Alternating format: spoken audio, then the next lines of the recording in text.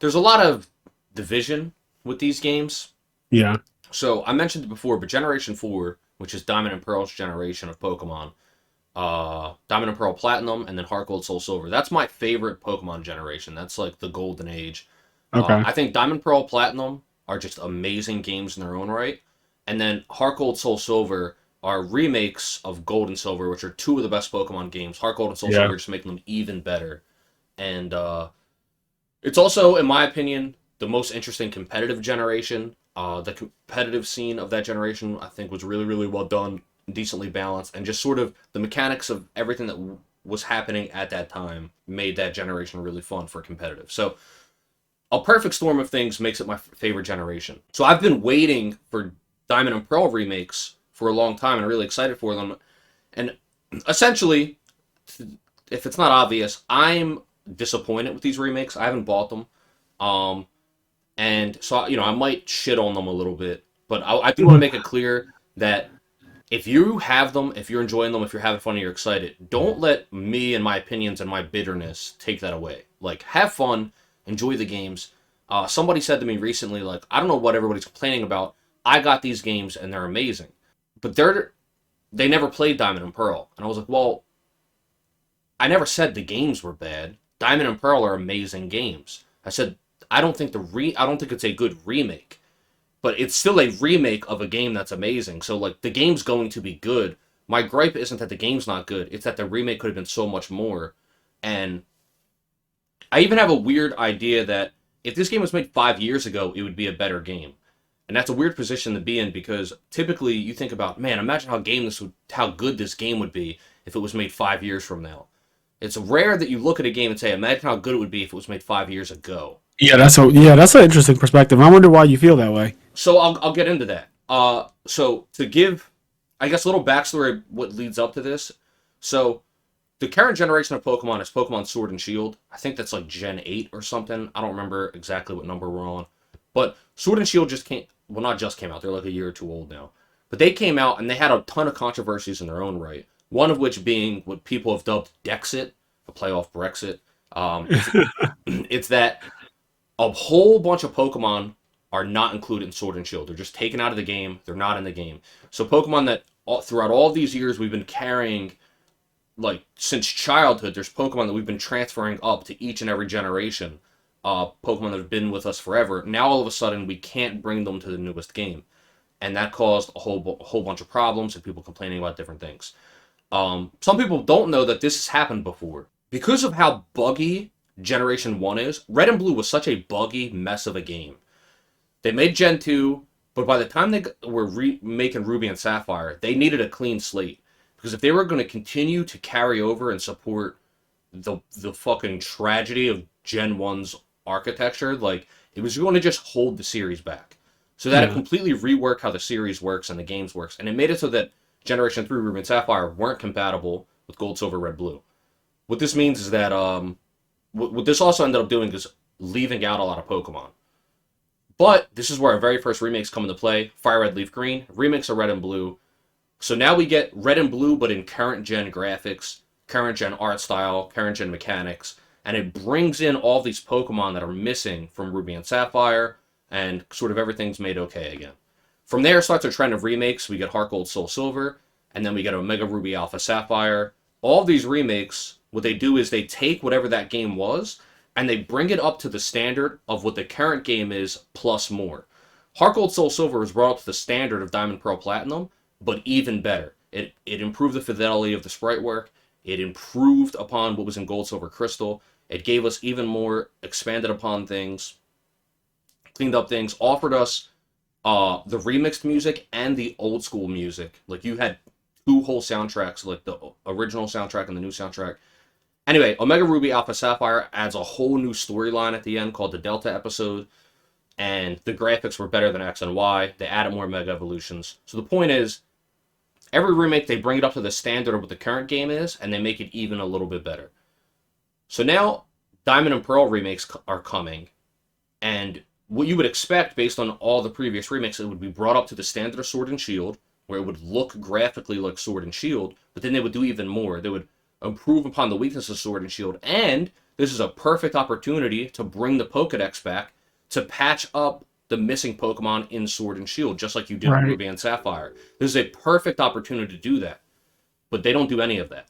Instead, they just make it a one-for-one remake of the original Diamond and Pearl. It's basically the same graphics. Like, yes, I know it's in 3D, it's not sprites, but if you look at this, if you look at the artwork, the model work, it's the same feel as the sprite works, and in my opinion, kind of worse. Like, it doesn't look as good. Um, Oh so shit. so graphically, it's not something new to look at. Um, the game is just kind of the same game. There's a couple things added, but then there's some things taken away, and it's just Diamond and Pearl again. Like, it's not. It doesn't And they, feel. how much do they cost? Like the They're actual game? $60. So my thing, I'm just gonna interject a little bit here if you don't mind. Yeah, go ahead. I always, when it comes to these remakes, uh, if it's a real remake, you know what I mean? I think that those prices can be justifiable, and I always use the example now, especially because it's one of my favorite games in recent years. Final Fantasy VII Remake is worth the $60 because it's really not just Final Fantasy VII again. Yeah, It is. I mean, you look at the graphics of the original Final Fantasy VII, and you look at remake. Not just that alone, I think is worth the 60 because I can't imagine how much time and effort it took to create Midgar, but yeah. also the voice acting, which wasn't a thing, right? Hmm. The music, having to update the music and make it sound, 2020 at the time when it released. That's also a huge factor, and a lot of other things they did that I think are just fucking fantastic. Like literally rewriting a story because it's not Yep. the exact same story. I think all of those things warrant the $60. Excuse me, the $60 price tag. It's not crazy when it's like, oh, this game is $60, but it's a remake. Now, what you're saying about Diamond and Pearl is it sounds kinda like these games are not really worth $60. Not to And me. Not to me. I mean, yeah, and when I you think look at price the really does speak to the consumer. when you look at the effort that was put into the previous remakes, those games and those games were $40. Granted, they were on the DS or 3DS, etc. Yeah. And before it was like on a home console, it was only $40. But like that's fine, whatever at the times. Them Yeah. the base games being 60 isn't that big of a deal. But the fact that they're now 60 and you're giving me less than all of the other remakes had, like, it's just odd.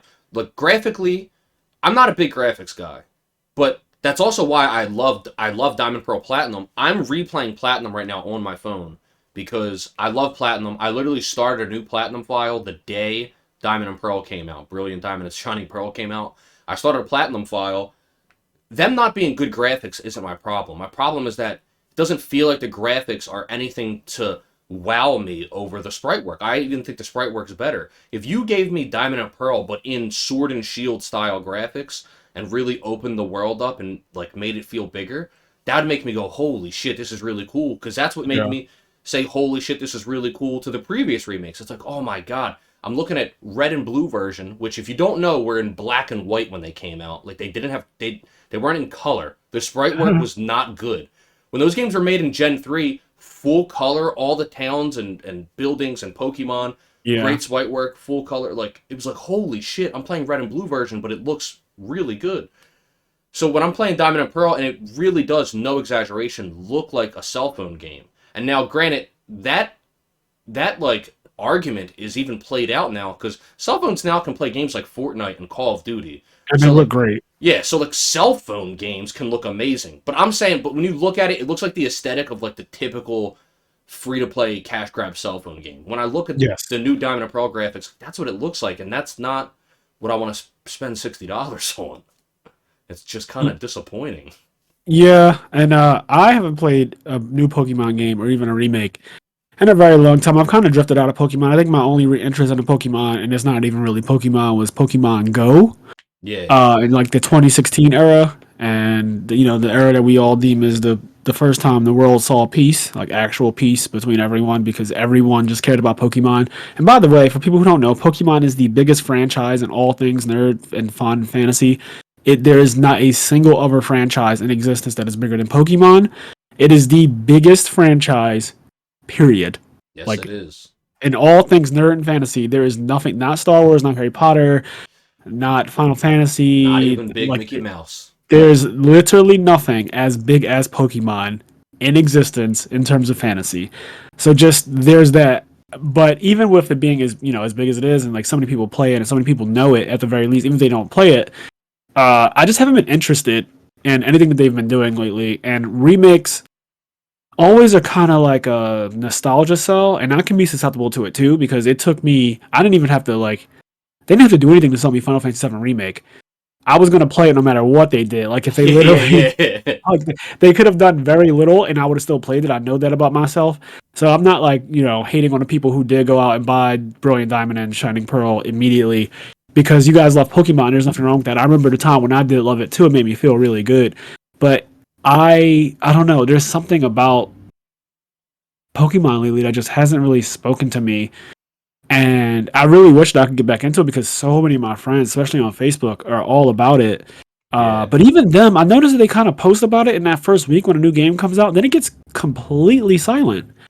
Yeah, And I still love the games in that, like, the formula, the way the games are amazing, but I tend to find myself going back and just replaying, like I'm replaying Platinum right now, and I'm having a yeah, ball. Like I'm loving it. Like the game's yeah, great, but I can't bring myself to spend $60 on this remake, especially because the thing about Fire Red Leaf Green, Heart Gold Soul Silver, Omega Ruby Alpha Sapphire, not only did they come up to the generation standards and expand upon them, they were fully connected with that generation.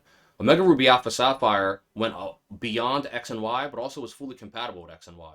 So if you had X and Y and you wanted things from, you didn't even have to buy. hey guys, if you like this clip, we have full video versions of our podcast episodes available on the IMNerd Patreon, as well as exclusive content. If you'd like to listen to our full podcast episodes or find us on any other social media platforms, you can do so by clicking the link tree below.